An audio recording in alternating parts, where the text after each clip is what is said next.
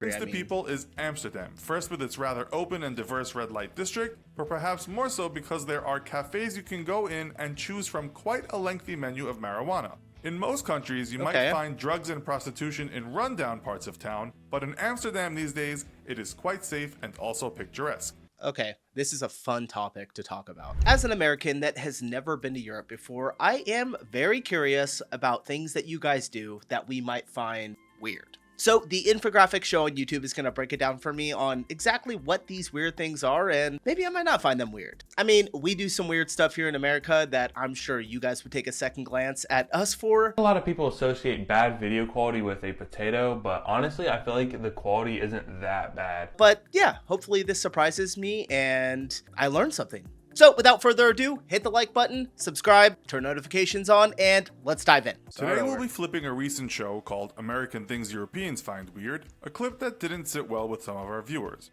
We should first provide the disclaimer that these kinds of shows focus on either stereotypes or behavior that might be common, but certainly not traits belonging to everyone of a certain country or continent. Not all Englishmen are habitual tea drinkers, and not all French folks have a penchant for reciting romantic poetry. And no, a good deal of Americans don't take their beloved Smith & Wesson to the shopping mall. We also understand that Europe is a very diverse place with countless cultures, but what we'll attempt to do today is present traits, habits, or actions that happen in Europe and are perhaps common that could be construed as strange to visitors. With that said, welcome to this episode of the Infographic Show, European Things Other Countries Find Weird. I do want to say, I've watched one video from this channel already. I love what they put out. Great content. So if you guys haven't checked them out, I'll have a link for it in the description. Check them out. Don't forget to subscribe and click the bell button so that you can be part of our notification squad. We'll start with food. Now, depending on where you come from in Europe, eating habits change dramatically. If you visit places such as France, Italy, or Spain, you might find that food is much more than sustenance and meal times are quite a cultivated matter. In Italy, you could expect to take a 2-hour lunch, sometimes with wine, on a work day. Food matters. In France or Spain. That sounds fantastic. What are you talking about? I get some wine during my lunchtime. I mean, I work from home, so I guess technically I could do it regardless, but if that's kind of like a norm, I guess it's a good thing. Could be a bad 2-hour lunch, sometimes with wine, on a work day. Food matters. In France or Spain, dinner might last all night, and again, wine is often there at the table. Dinner is often sacrosanct, and it's a time for sharing and talking, and often many courses are served. For most visitors to these countries, if they end up being invited to a family dinner, they will often be pleasantly surprised by the sheer volume of treats and also the wonderful conviviality. You may also find that once you have made the acquaintance of some Europeans, they can be quite tactile and for some people get a little too close. While in some southern European cultures you might find men, just friends, holding hands as they walk down the street, it's not uncommon in Italy, Portugal, France, or Russia for men to cheek kiss as a sign of friendship. I've seen the cheek kissing thing from foreigners, of course, plenty of times before in videos or movies, but holding hands while walking, that's weird for me. I would definitely take a second glance. I mean, I would just think they're together and they're gay, which is fine. So, but if they're straight men that are holding the hands, that's a little odd, I guess, a little strange, but to each their own. Be very close to that person, but once you've established a close bond, this is something you may have to get used to. After visiting France, you could be in England an hour later and try to kiss a man on his cheek there and he may take offense. One thing people might find peculiar about the English is their orderliness and sometimes utilitarian nature. In England, compared to the continent, people can be quite serious about things. This could be how much emphasis they put on an orderly queue or even how much they espouse not making a fuss. Some people call I've kind of heard that about English people, that very serious, right? Not all English people are like that, but a large portion of the population is very stern, serious, you know, just kind of, I don't want to say cold, but it's at least the impression that I've gotten from just word of people who have visited there or things that I've seen online. Call this the stiff upper lip, meaning someone shows great restraint. You'll find people don't complain much in restaurants, or even are quite nice to someone who they hate, if not pushed to the extreme. But the English are also renowned for their propriety in times of adversity, much the reason why Rudyard Kipling once wrote, "Only mad dogs and Englishmen go out in the midday sun." He was referring to English people dressing up in the hot tropics during the time of the Empire. Anything to keep up appearances. We will now move over to the Netherlands, a country that has surprised many visitors time and again. One of the most shocking things Okay, I have watched, I don't know, maybe like 5 videos, not specifically on the Netherlands. I did do a couple. If you guys want to check them out, I'll link one up here. But this red light district, it's like the only thing that is famous for Netherlands for people that are in other countries. There's got to be more to it, right? Like to the country, I to mean. people is Amsterdam. First with its rather open and diverse red light district, but perhaps more so because there are cafes you can go in and choose from quite a lengthy menu of marijuana. In most countries, you might find drugs and prostitution in rundown parts of town, but in Amsterdam these days, it is quite safe and also picturesque. Okay, this is a fun topic to talk about. I think this video is a little old. I think I saw that it was about like 7 years old. So obviously marijuana is much more accessible and legal, especially many states here in America. Not the state that I live in, but they have a way of getting around it to where they just have CBD, but it's like a high potent CBD that you can buy. And it's the same thing as THC. I just think it should be legal pretty much everywhere, but prostitution as well, you know, not technically legal in anywhere in our country except for Nevada, and it's only like a certain section of Nevada. It's like a specific county that it's legal in. So interesting though.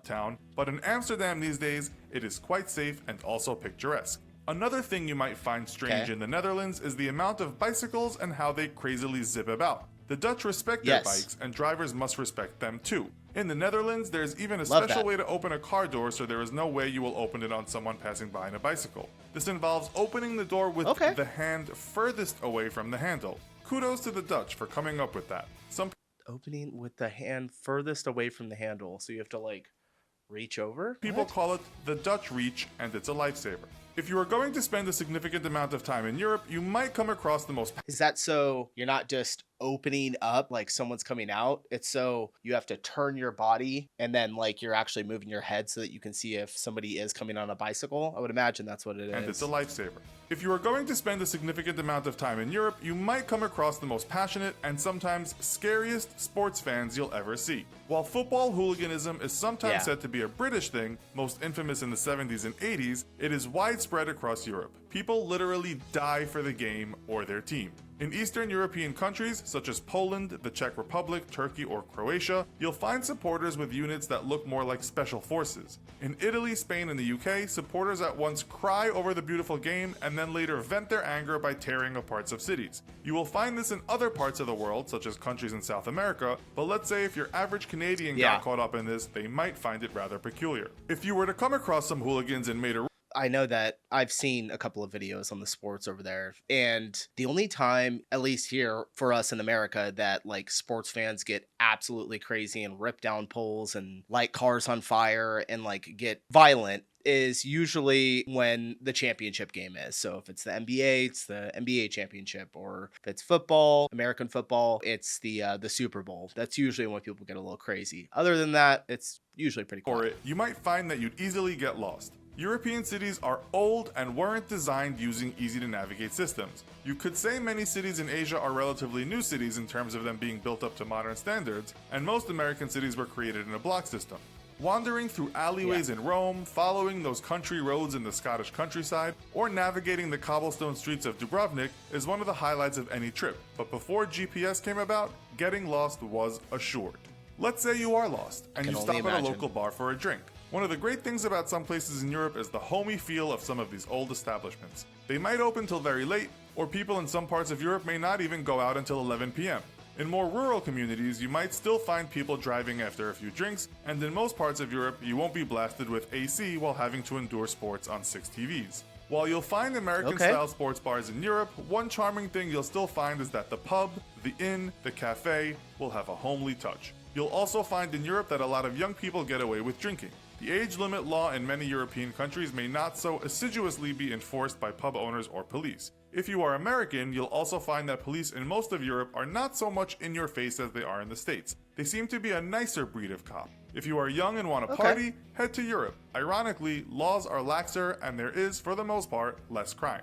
You might need a drink to calm your nerves after you've experienced a day of watching nude people at the beach. Certainly in Spain and France, you'll find toplessness to be absolutely nothing out of the ordinary, and we are not talking about nudist beaches. Go there a second time, and you'll just get used to it, and maybe First time I ever saw a nude beach was when I was in, I think, Jamaica, or I was in Dominican Republic, one of those Caribbean islands. And yeah, it was a little surprising. I was like, had to do a double take. I'm like, what? Yeah, that's yeah, I know that you guys have a little bit more of those than we do. The only time that we have public beaches that nudity is allowed is retirement beaches.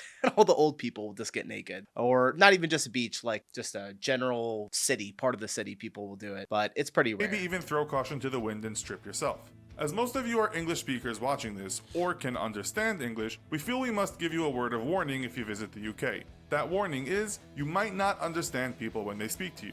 You think you speak English and know what it sounds like, and then you find yourself asking someone in Liverpool where the Beatles Story Museum is. What you hear back sounds like a foreign language. Down a few pints of Guinness in Dublin, and start to chat with a guy with a very broad accent, and you'll be equally confused.